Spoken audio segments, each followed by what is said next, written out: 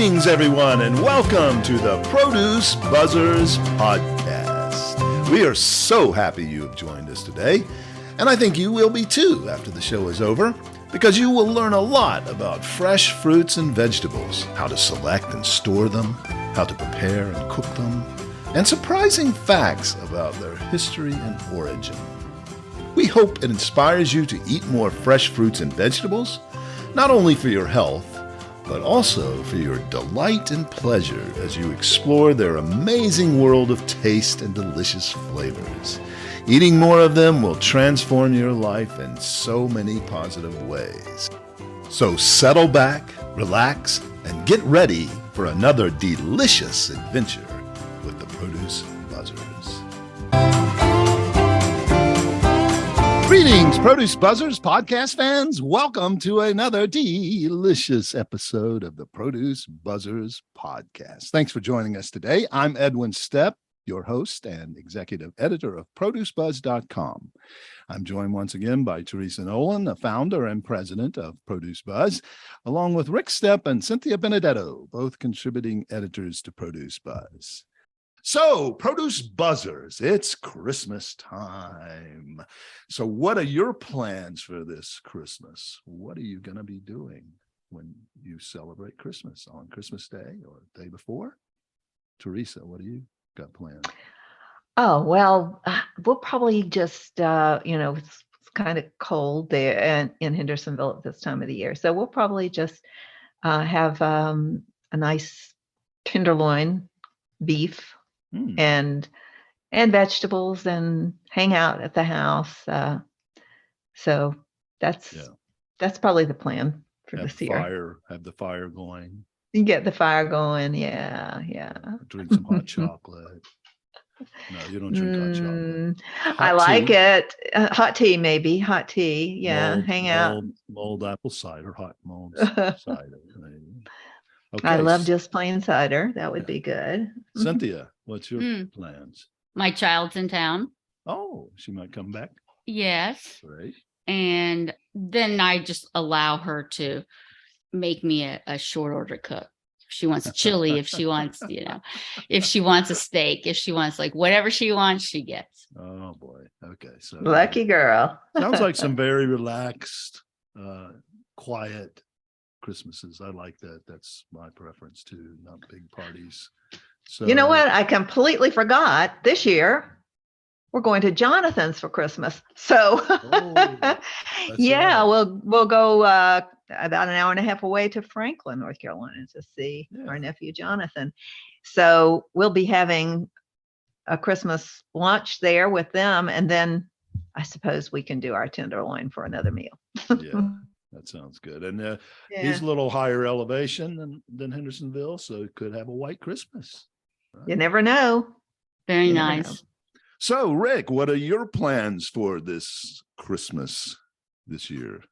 Well, Christmas Eve night, we're planning on going over to my Phil and his wife, Michaela's house. That's your son, right? You said. Yeah. Yep. My son, Phil, and his wife, Michaela. And we'll be seeing our two grandsons. Henry is 6 years old and Jack is 3. So Christmas Eve, we'll just get together. We're going to be together with her family, her mom and dad as well. And then on Christmas Day, we're probably going to stay over there on Christmas Eve because it's like a 45-minute drive from our house. And and Christmas morning, we'll get up and watch the kids open their presents and that kind of thing. Right. That's nice. A Christmas brunch afterwards, which we will have some produce items. We usually have an egg bake that has things like mushrooms in it. Trying to think, I'll make my cranberry sauce again, which is if you take the cranberry sauce recipe on basically any cranberry brand's bag, what I do is I substitute orange juice for water. So it calls for a cup of water, a cup of sugar, and then a package of fresh cranberries. So instead of using the water, I use fresh squeezed orange juice, no water at all. And then that gives it a really nice orange flavor. And I still use the same amount of sugar, even though the oranges have sugar in them as well. Yeah. Oh, that sounds delicious. Yeah. That's a great idea. Did you come up with that on your own, or did you steal that? Yeah, I from someone? did. Back when we used to be, when we represented Ocean Spray, I used to toy around with the cranberry recipes. Yeah. One time I tried putting hot peppers in the cranberry sauce. Ooh. It wasn't good at all, because I thought, well, I shouldn't say that. You know, hot pepper jelly is excellent. My son Jake just gave us a jar of his hot pepper jelly at Christmas. He decided to grow some this year, and he grew some really hot jalapenos and made a fantastic hot pepper jelly. So I think there would be a way to make the cranberry sauce similar to a hot pepper jelly. Yeah. I just Right. Well, I know I've had cranberry sauces that have the jalapenos in it, and that's really good. yeah, that's a salsa. Yeah. And I guess the weather in Duluth, you're going to have plenty of snow on the ground. So you're going to have a white Oh, yeah. Christmas for sure. If it turned 80 degrees, it stayed 80 degrees for 3 weeks, we'd still have snow. We've had over 50 inches of snow so far this year. Wow. And a lot of it at the first melted away, but we had 2 feet in one storm last Wednesday and Thursday. Wow. Wow. and blizzard conditions. Yikes. So we'll have a white Christmas here. Yep. One other thing I forgot to mention, I've done this every Christmas for the past 6 years. I bought a professional Santa Claus suit, like someone in a department store. Yeah. 6 years ago, and every year I've dressed as Santa Claus, and I burst into the living room on Christmas Day, Christmas morning, before the kids even open their presents. Yeah. And, Merry Christmas, and the kids freeze. My oldest granddaughter Hazel, who's also 6 years old, she figured it out 2 years ago that I was Santa Claus, but she plays along with it.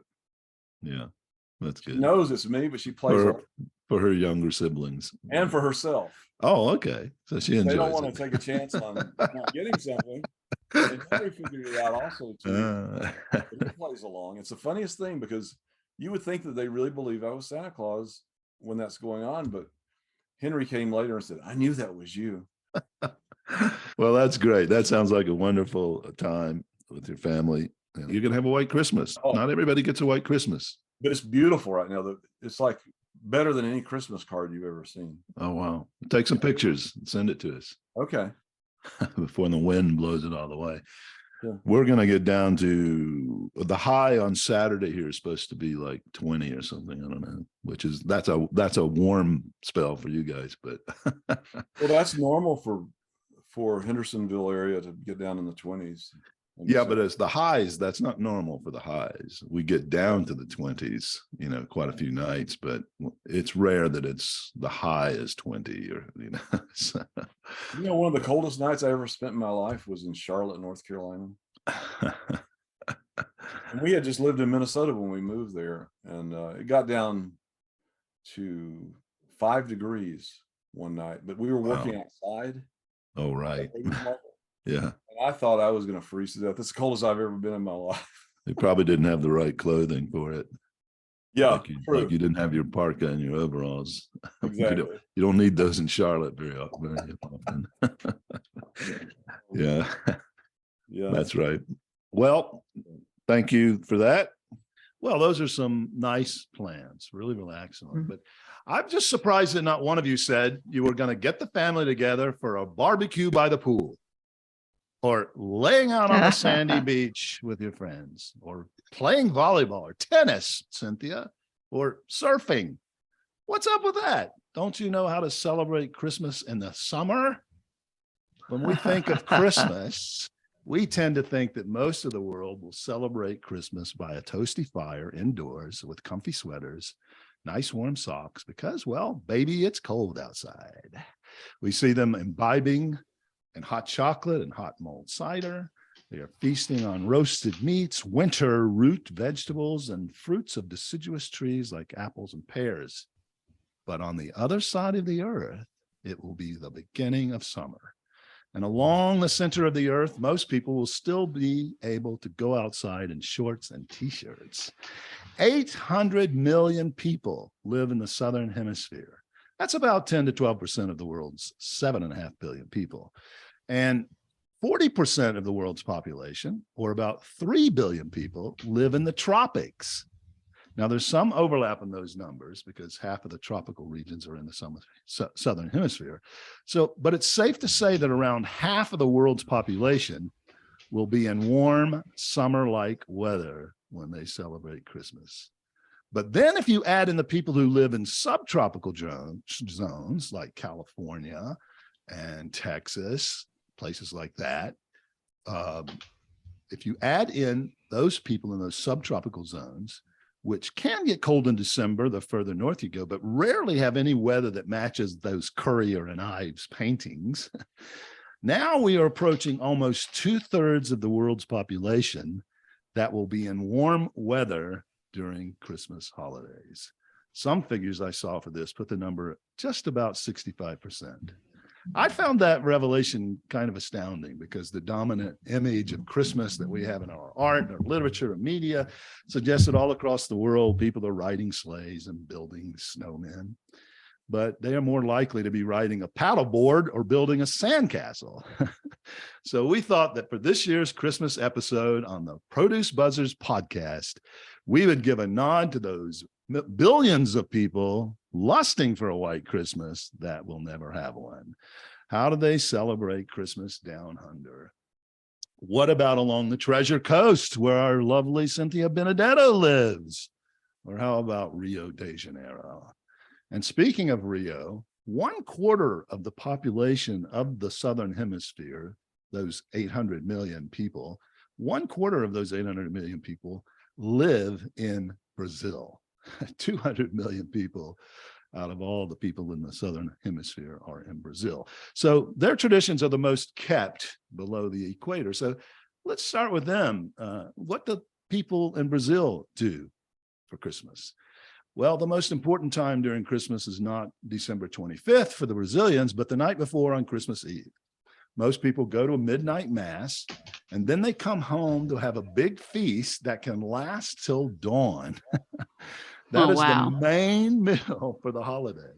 And on Sunday, they get together with their families, usually outdoors, and have a smaller meal. And most of them like to barbecue outside by the pool or on the beach. Well, what do they eat? Well, Brazilians do eat turkey, but most of them eat a bird called a chester. Have you ever heard of a chester?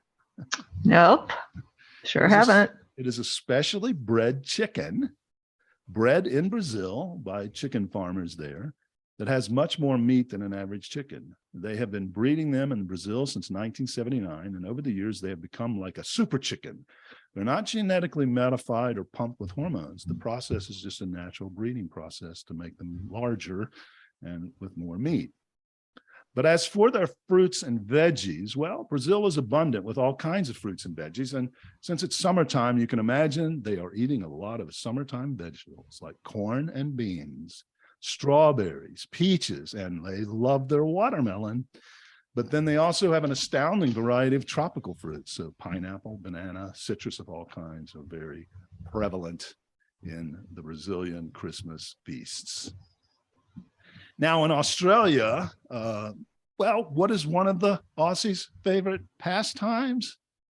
Putting shrimp on the Barbie. So while the Bruces and Sheilas from down under love the tradition of turkey and ham on Christmas, since they come mostly descended from the English and the Irish, a lot of people in Australia feast out on seafood during the Christmas holiday. They love the beaches too for a venue, and there's plenty of sunshine to get out by the pool and to barbecue. Now, what about their fruits and veggies? What do the Aussies like for Christmas in that regard? Well, they have some fantastic desserts that feature fruits and vegetables that are usually always a part of the Christmas dinner. Pavlova. Yeah, that's really good. It's it's a meringue dish piled high with fresh cream, heaps of berries, blueberries, strawberries, raspberries, and sometimes passion fruit pulp to create the pavlova. They also have fruit mince pies made from all kinds of different berries and other kinds of fruits, apples, almonds, mixed spices. So fruits and veggies figure very prominently in the Australian Christmas dinner. Another very popular dish for the Aussies at Christmas dinner is stuffed capsicum.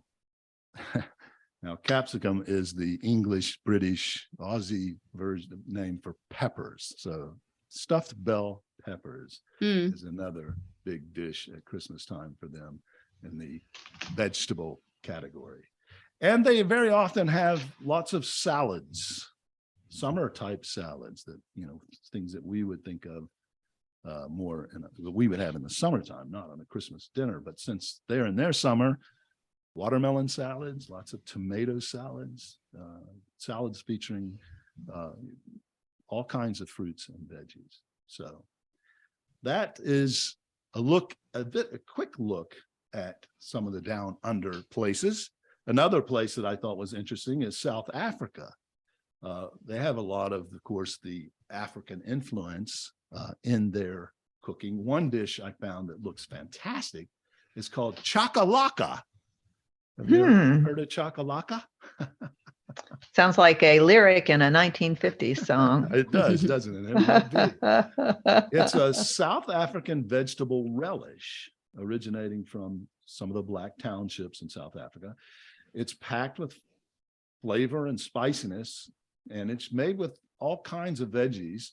And it's made with different veggies depending on where you are, but tomatoes, beans, corn, and peppers are almost always included, carrots, and sometimes very spicy peppers.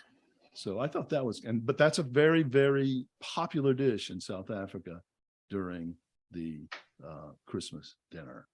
So anyway. Sounds like a salsa, doesn't it? It is. I wonder. It does look like the photos I've seen of it are very close to a salsa. They also have another dish called something called sambalas. And that also looks a lot like a salsa, and it's made with different, it can be made with any kind of vegetables, but it's a mostly savory kind of dish that is made with the same kind of veggies that the chakalakas are made with. But anyway. I think I'd still prefer to be in Australia with the pavlova. Right. And the other thing that both South Africa and Australia have very common at Christmas is trifle, which is another one. You don't like trifle? That's pretty close to pavlova. No, because trifle, you put all the stuff you have left over and just like make a soggy mess out of it.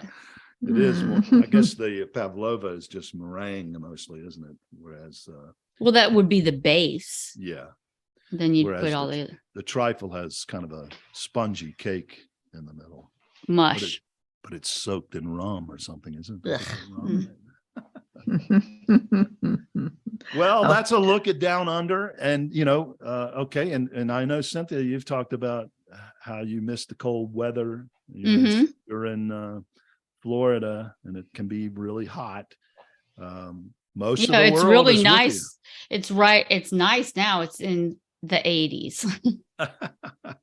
Cooling off, cold spell there. Yes. Well, most of the world is with you. 2/3 of the world cannot have a white Christmas. I don't even need a white Christmas. Can I just have not a sweating Christmas? Very good. Okay, well, I hope our listeners down under and in those warmer climes felt a little love today. What we're going to do now, though, is our produce buzzers are going to tell us their favorite things to put on the Barbies, their favorite fruits and veggies to put on the Barbie. So let's start with Teresa. Teresa, what are you going to be? First of all, are you going to be grilling for Christmas? Probably not. You just told us you're going to. But I'm going to tell you, I have used my grill in the wintertime. Okay. For sure. you know, and you just put on a heavy coat and your gloves. You fire that grill up, then you run back in the house while it's getting hot enough, and then when you think it's probably hot enough, you run back out and throw things on, and from a distance you might be able to watch it from inside if you're lucky. Yeah. I think I've been there when you've done that. And Teresa, well, she's just moved from Massachusetts. For a long time, she lived in Massachusetts, had a beautiful house overlooking the water of Cape Cod Bay and a nice grill out on a beautiful back patio deck. And yeah, she made some fine dishes on that grill. Today, she's got something for those people who do want a Barbie, put something on the Barbie, a veggie. What are you going to tell us about this? Well, just about any vegetable is great cooked on the grill. But I am going to highlight cooking asparagus on the grill. And so one thing I've learned about barbecuing vegetables is if you don't want to try to do it without an oil, which I probably would try to do it without an oil, you can take an Italian dressing, put it in a Ziploc bag, and drop your cut up vegetables down in that. And you can do it with peppers and onions and the asparagus, whatever you think you might like to grill. You got to watch your vegetables not to let them cook too much if the grill is hot, but you also want the grill hot if you want to get a good little grill imprint on them. Yeah. So, yeah. So maybe at the most 6 minutes, but you'll know whether you've reached the desired doneness. Just kind of check them. You might cut one with a fork or whatever, but don't overcook, because if you overcook, you lose that sweetness and the crispiness of the vegetable. And the nice thing about using the Italian dressing is that you get a nice flavor from the garlic and all the spices that they put in the Italian dressing too. It's really, really a good way to cook them. That sounds like a good idea. Yeah. And asparagus is great for your eyes, your skin, your blood vessels. It's good for your energy level. So it's a great vegetable to cook, especially if you're feeling low energy, to help kind of lift you up and make you feel a little healthier. Right. Yeah, very good. That's excellent. Yeah, so good tips there. Yeah, the salad dressing sounds great. But now most Italian dressings are going to have some oil in them, right? So, yes. but yes. You could siphon off the oil and use the leftover seasoning, which will still have some. It will still have some oil in it, but if you can pour the oil off the dressing, that'll save a lot of calories and be a little healthier for you. Right. Okay. And have you tried to grill vegetables without oil? And if so, how do I have cooked them almost every way you can possibly cook them. It's a little harder, but they cook. Just, again, watch them not to overcook. That's the thing, because if you could also sprinkle them with a little Parmesan to give them a little flavor too. So after they're grilled, you wouldn't want to do that. Well, you might do it towards the end of the grilling process. To melt it. So yeah. Interesting. Yeah. Garlic on it. That's really good too. Right. You can't have enough garlic on anything. I guess the main reason for the oil is to just so it doesn't stick. Well, it does give it some flavor, of course, but and some texture. But so if you have something that if it can lay across the grill without sticking, again, the key there would be not to overcook. Right. And if you've got a grill with a grate, unlike Rick, you make sure you lay your asparagus perpendicular to the openings in the grate. Yeah. Or you'll be burning your asparagus in the flame. Good point. And also, I think I've mentioned this before when we've talked about asparagus. The the fatter the asparagus, the younger the plant is. As the plant grows and matures, it's going to put off smaller and smaller asparagus spears. So the larger asparagus spears are usually more tender. And Yeah, you did mention that once Yeah. in a segment on, you did a segment on asparagus before, and yeah, that's counterintuitive to me, but yeah, So yeah. there are different varieties of asparagus.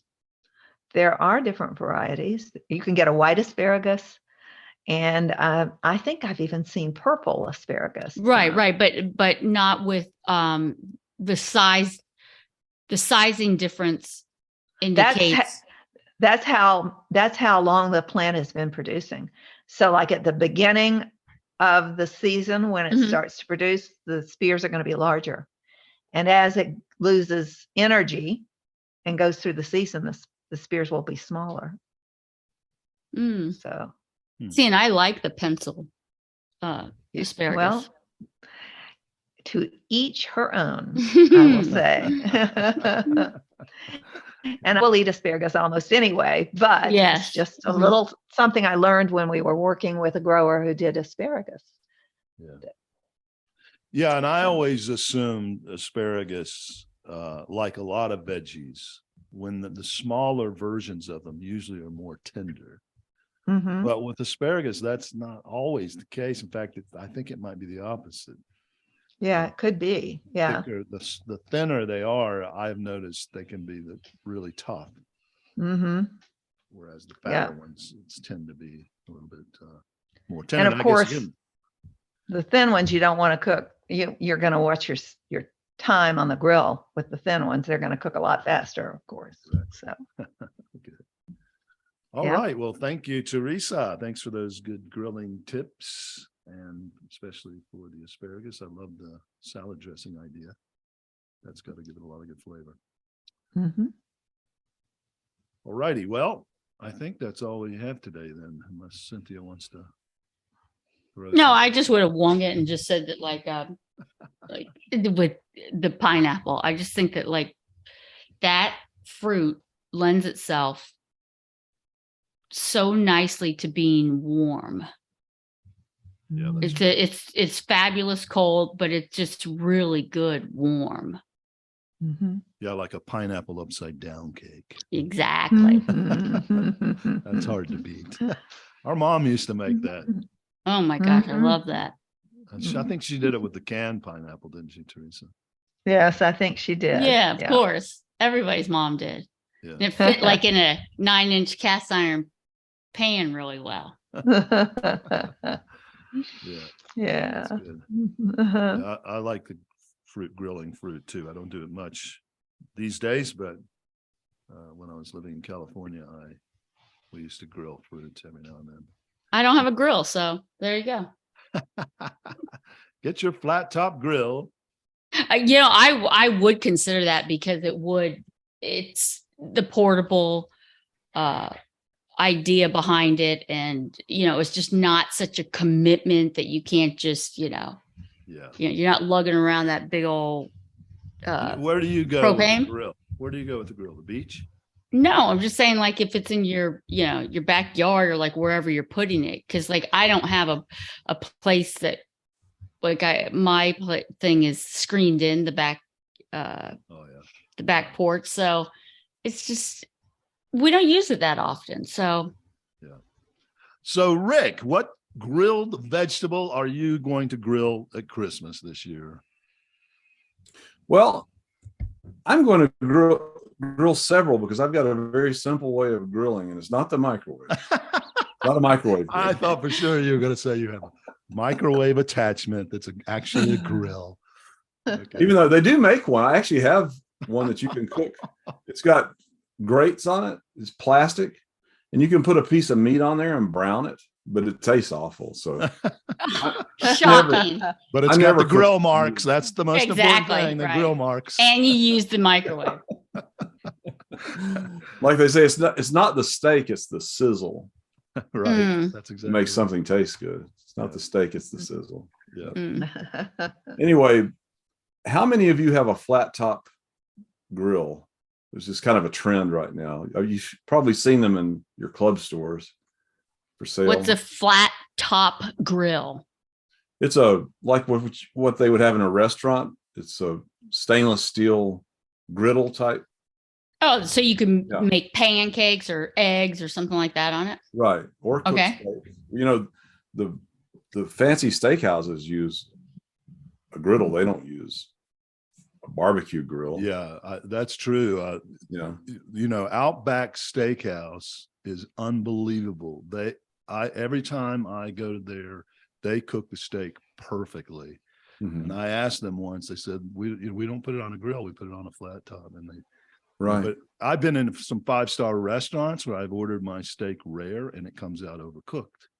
But at Outback, every time it's perfect. And it's on a flat top grill. Anyway. Yeah. So that's the real professional way. And I guess I just recently started seeing them in the stores about a year ago.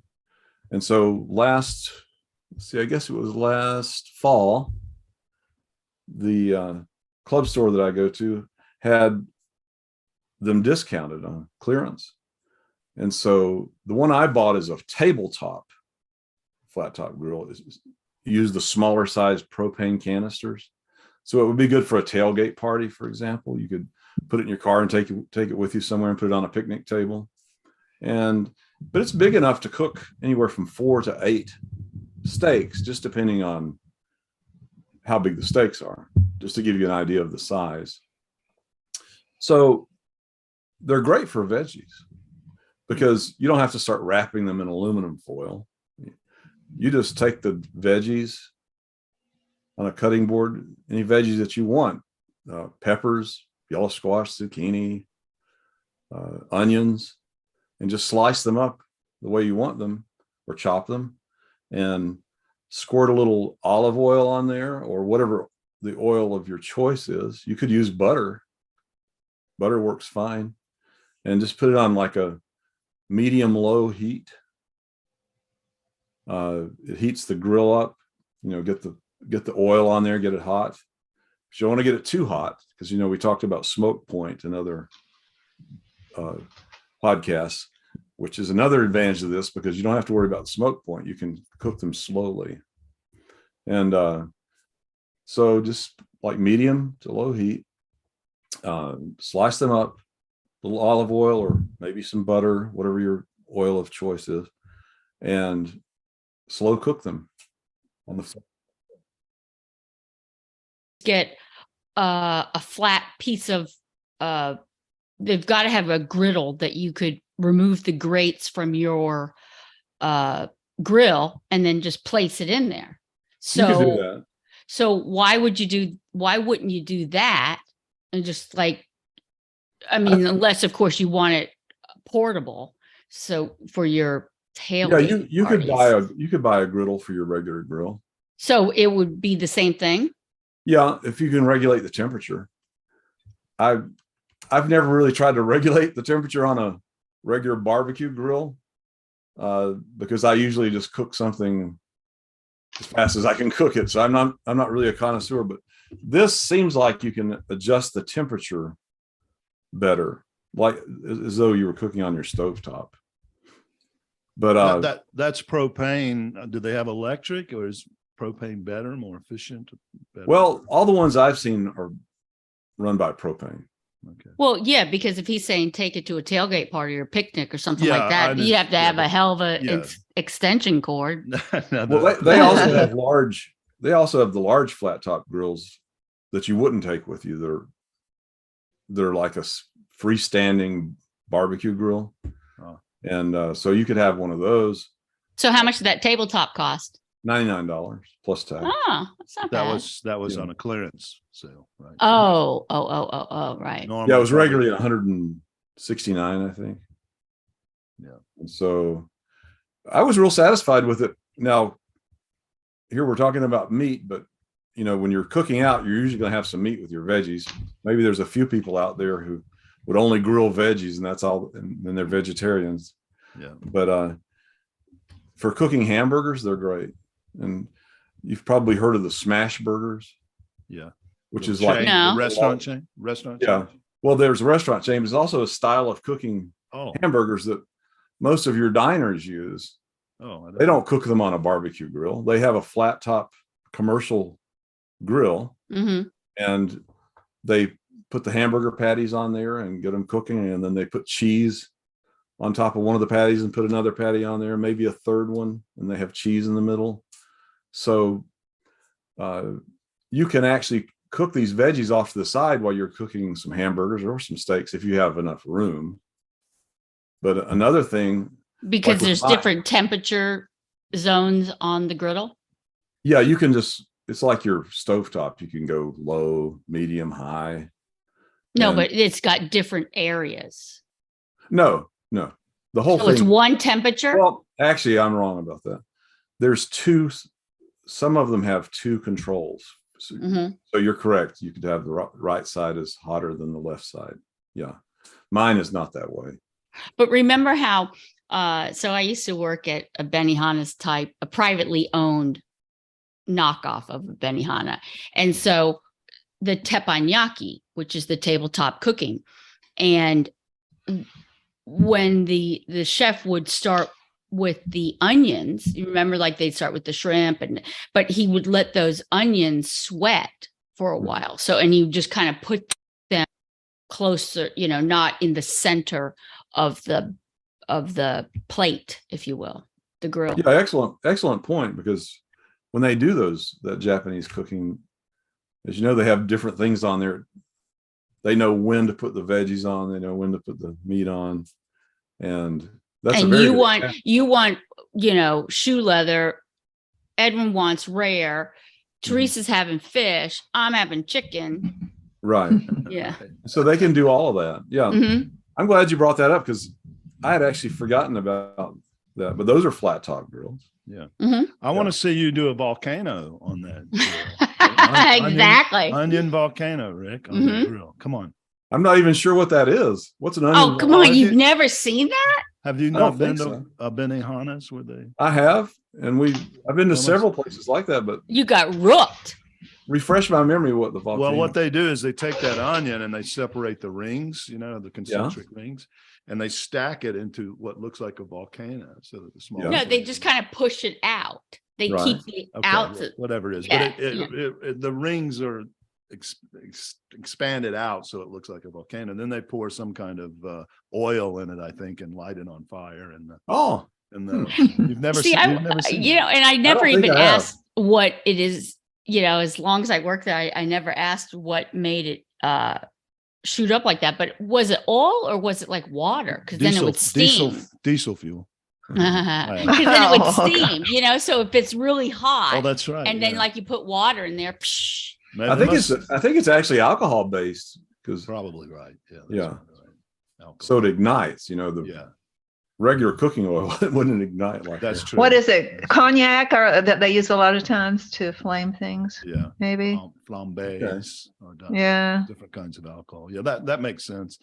And I've got to look that up. I'm going to make one of those on my grill. You should do it. I guarantee you'll find a video on YouTube on how. Oh, absolutely. But then you got to also learn how to flip the egg up and crack it with the knife and have it. Yeah. No, they crack it with the spatula. Well, spatula, that's whatever. But they throw it up. And then they turn the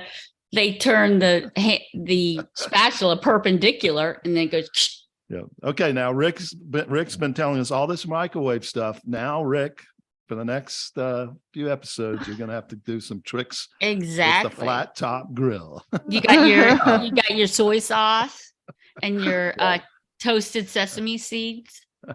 Okay. And then the zucchini and onion and yellow squash. You could probably throw a pepper in there. Some mung beans. Yeah. And have your bowl of rice ready. You've got your rice, your veggies, and your protein on top. Yeah. Japanese Christmas. Another thing that you could do, which if you had a regular barbecue grill and you preferred to cook your steaks or whatever on that, you could have one of these for cooking things like the veggies on the side. So you'd have two? You could, yeah. I mean, We had one of those big super duper stainless steel grills that we bought 20 years ago for my son's grad party. Mhm. And it finally deteriorated so much that it was just falling apart. So we hauled it off to the dump. And then I saw these on clearance. I thought, well, that's a lot cheaper than buying another monstrosity Right. that I have to move around on the deck, especially when I'm trying to shovel snow off the deck and the grill's in the way. You know? So how long have you had this grill? I bought it last fall, sometime like in Okay, the- so how many cooking sessions did you get with that propane? only 3. Okay. Yeah. So you'd have to have a small spare and then know that you have 3 times. But here's another thing that before I forget, when we cook smash burgers, and you can go online and see on video how to make smash burgers. And so while those were cooking, I made onion rings on the side.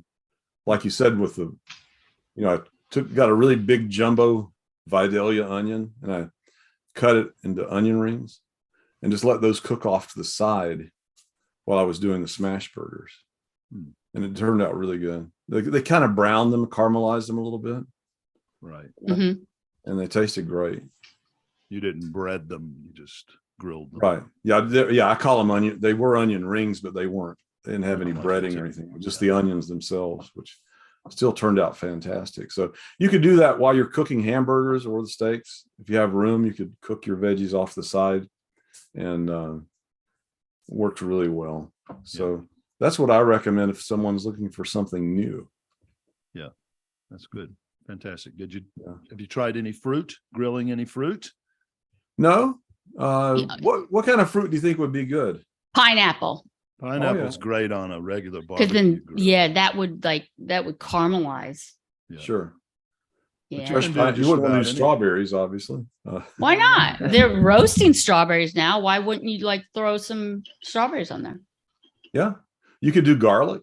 Just take cloves of garlic and throw them on there. Yeah, but you can't roast those. That wouldn't be roasting. You would just be cooking them, right? Because if it's time wise, you use up all your propane.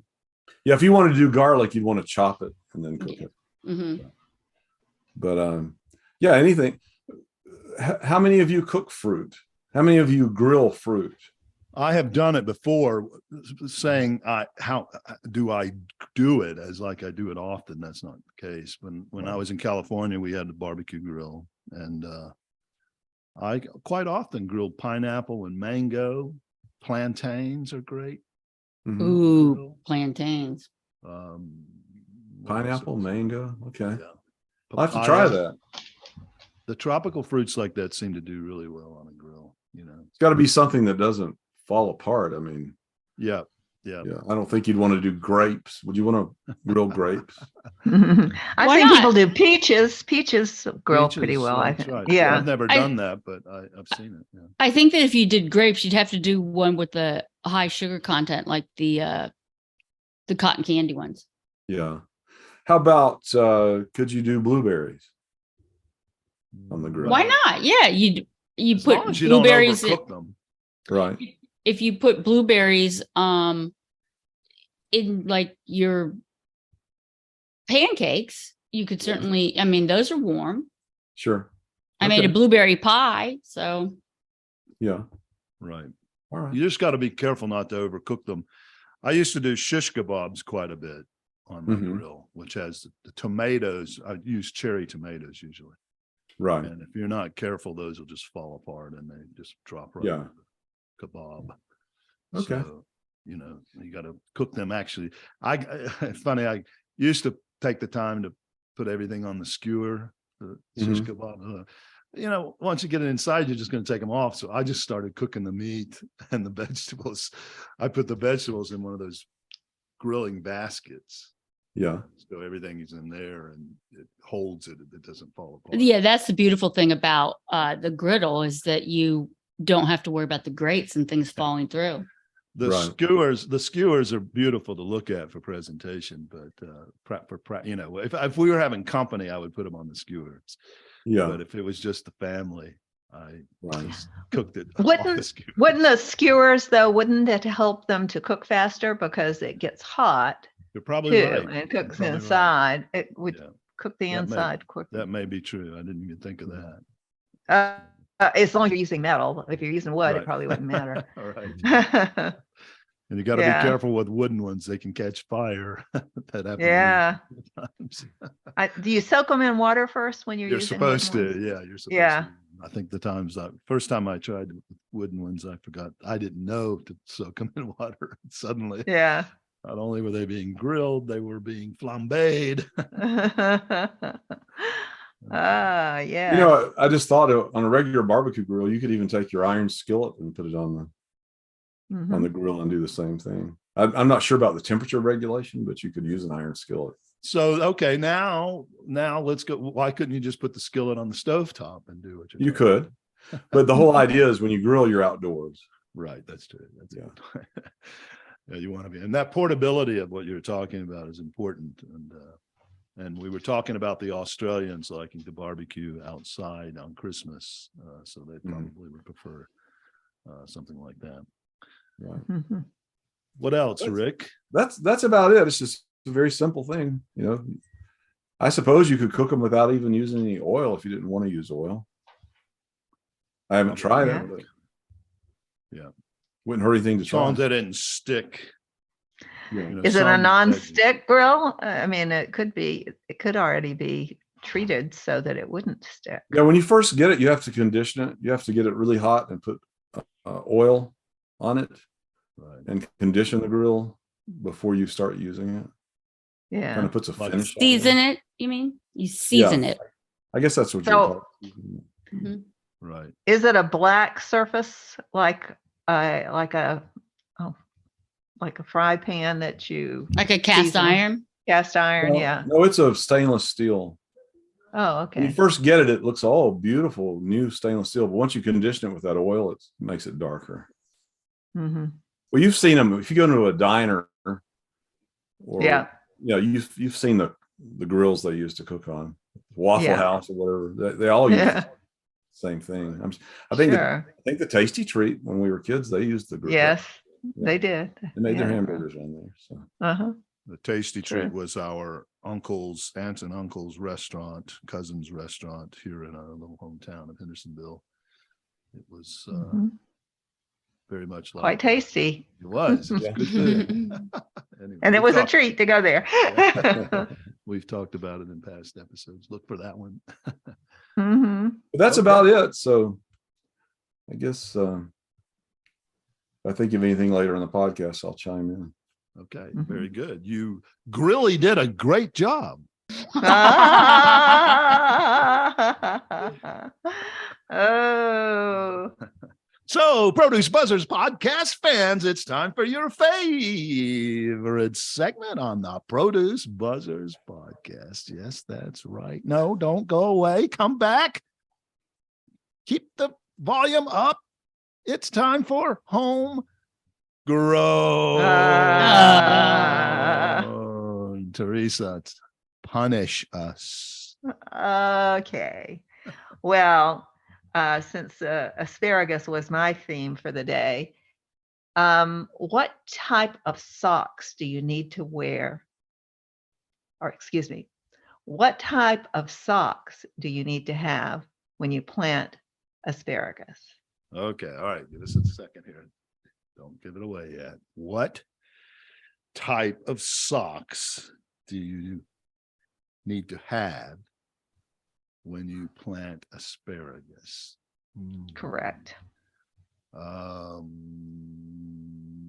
Argyle? That doesn't make any sense. I don't know. Okay, nope, not the answer I was Something- You looking need a for. spare pair. Well, that's kind of cute. That's good. All right, Rick, it's your turn to guess. Boy, I'm totally stumped. That's it. Stop. No.